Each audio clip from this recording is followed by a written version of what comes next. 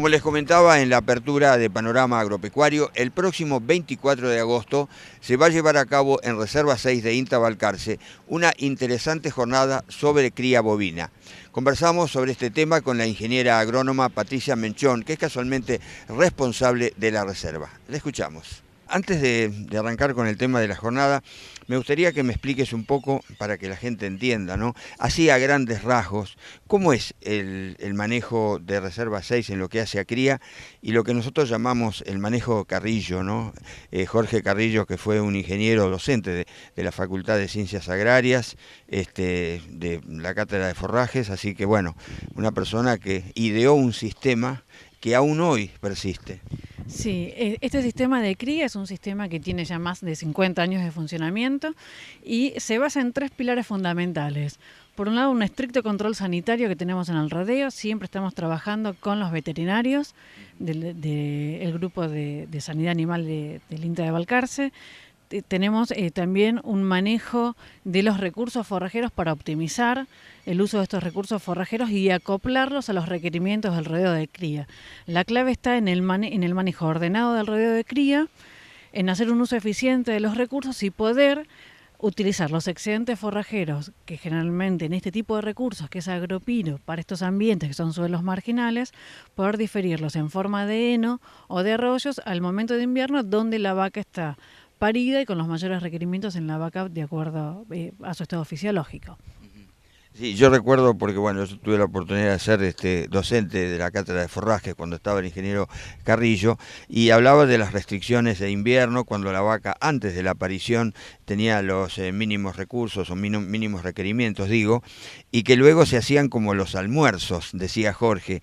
Cuando la vaca iba a empezar a parir, se las echaba un poquito a las pasturas como para irse mejorando su estado, ¿no? Sí, justamente porque es clave, si hay algo que es clave es el manejo de la condición corporal y el estado nutricional de la vaca. La vaca en el momento del parto tiene que estar en una buena condición corporal. Lo ideal sería que esté en una condición corporal 3. Una vez realizado el destete, a mediados de abril aproximadamente, variando de acuerdo a la cantidad de pasto que tenemos y a la condición de la vaca, esa vaca entra en lo que se llama un periodo de restricción alimenticia, donde en un piquete de concentración se ubican las vacas adultas, siempre hablando de vacas adultas, y se le suministra el rollo de agropiro. Eso hace que la vaca vaya perdiendo estado corporal. Por eso es importante que esa pérdida de estado corporal sea controlada. En la medida que la vaca pierde mucho estado, lo que hacemos es retiramos esas vacas que tienen una condición corporal ya cercana a 2,5, en una escala del 1 a 5, las retiramos y las llevamos a las pasturas que no consumimos en otoño porque retiramos todas las vacas del pastoreo. Y vamos cuidando a lo largo de toda la restricción ese estado nutricional de la vaca. En una época se hizo con los famosos almuerzos o previo al parto la vaca salía de restricción. Lo que estamos haciendo estos últimos años es, en la medida que identificamos que el animal baja la condición corporal, la sacamos de ese piquete de concentración, recupera estado y vuelve a entrar al piquete de concentración. La idea es el pasto que tenemos, el crecimiento de otoño y el nulo crecimiento que tenemos en invierno, cuidarlo lo más posible o poder mantenerlo en pie hasta el momento de la aparición. Exactamente. Bueno, ahora sí vamos a centrarnos en la jornada del 24 de agosto, cómo se va a desarrollar, cómo van a ser las charlas, va a haber estaciones por lo menos donde se van a ir explicando las diferentes situaciones. Sí, la jornada, que es el 24 de agosto, es una jornada netamente a campo. Recibimos los productores directamente en la Reserva 6, previamente se inscriben acá en Secretaría de Producción Animal.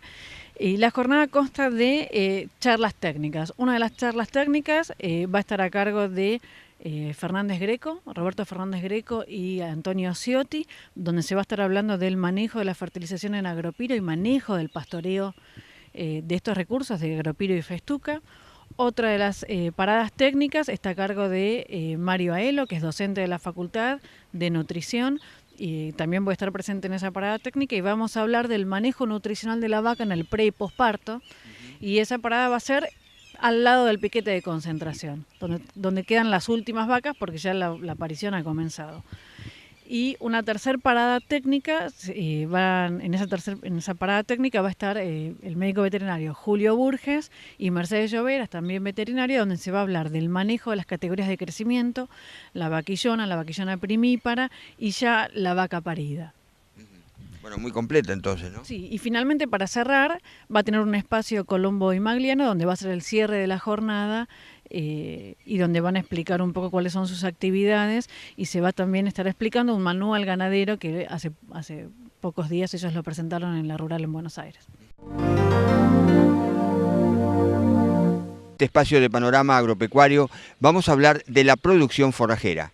Nos entrevistamos con el ingeniero Oscar Di Marco de la Estación Experimental INTA Balcarce, que nos habla sobre el manejo del agropiro. Lo escuchamos. Lo que estamos manejando es, como vos la ves, es una pastura densa, foliosa, de hojas cortas, que se obtiene removiendo el material que va creciendo. Eso sería un poco la idea básica.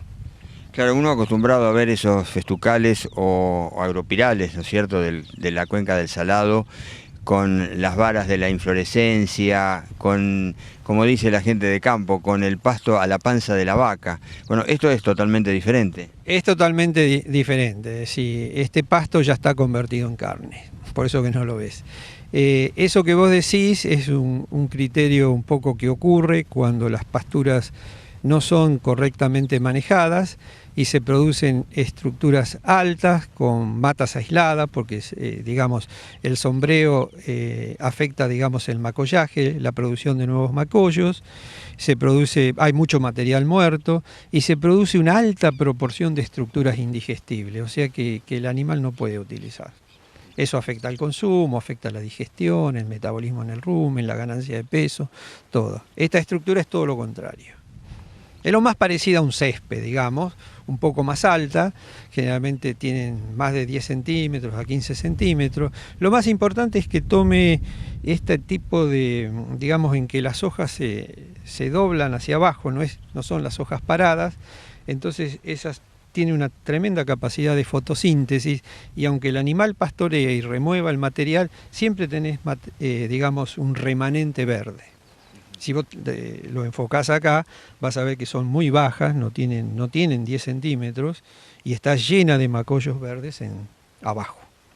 Uno acostumbrado a ver agropiros también en otro tipo de suelos o potreros, también ve matas. Claro. Acá no se ven esas matas. No, y esta tiene más de 20 años. No, la mata se forma como consecuencia de que hay mucha sombra. Entonces los macollos compiten, los que sobreviven forman la mata y los que se mueren queda el suelo desnudo que después es invadido por malezas. Sí, acá no ves nada de eso. O sea que en resumen, lo que debería mantenerse como se ve y se observa en este potrero de la Reserva 7 es siempre la pastura baja, el agropiro bajo, para que no forme esa mata y se mantenga el material verde. Esa es la idea, eso está matando varios pájaros de un tiro. Tiene hojas de alta digestibilidad, alta densidad de macollo y otra cosa que no se ve acá es el desarrollo radicular que hay. O sea, acá hay como, uno podría decir, una pequeña selvita abajo, con raíces muy profundas, que en los momentos de sequía extrae aguas de las capas más profundas.